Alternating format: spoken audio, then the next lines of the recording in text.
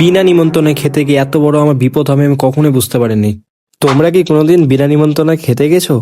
হ্যাঁ জানি অনেকেই যাওনি, কিন্তু আমি তো আজকে চলে গেছিলাম বিনা নিমন্ত্রণে খেতে। তো আমি একা যাইনি, আমার সঙ্গে একজন ছিল, এই যে বাদল বিখ্যাত, তোমরা তো চিনোই বাদলকে। রাতে কোথাও খুঁজে না পেয়ে আমি চলে আসলাম এখন শান্তি ভারতী ক্লাব। তাড়াতাড়ি করে সাটিয়ে নিলাম খাবার।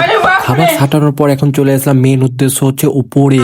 হ্যাঁ উপরে খাওয়া দাওয়া হবে উপরে। এখানে এখানে চিকেন খেতে পাবো আমরা। তো এখান থেকে দেখছি এক লোকটা খুব গুড় করছে, বুঝতে পারছি না ভাই কি হচ্ছে ব্যাপারটা।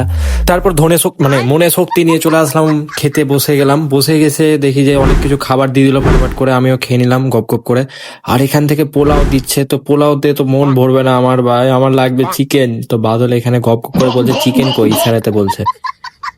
তো এখান থেকে এখন মাছ দিয়ে দিল, মাংস পেয়ে গেছি। এবার খেতে হবে, মাংসটার জন্যই আসা বিয়ে বাড়ি, সব তো জানো মাংসই মেন। এটা তো লাস্টের দিকে মিষ্টি তাই না, ওটাই তো মেন। তারপর কয়েকটা কাকু আমাকে জিজ্ঞেস করে কথাবার্তা বললো, অনেক কিছু কোশ্চেন করছিল। তো আমি ভাবলাম যে চলে যাবে, তো দেখছি যে ওরা লোক ডেকে আমাকে ধরে নিল ভাই। জাস্ট তোমাদের সঙ্গে একটা ছোট দেখে প্র্যাঙ্ক করলাম। প্র্যাঙ্ক করার পর এখানে আইসক্রিম খেয়ে নিলাম।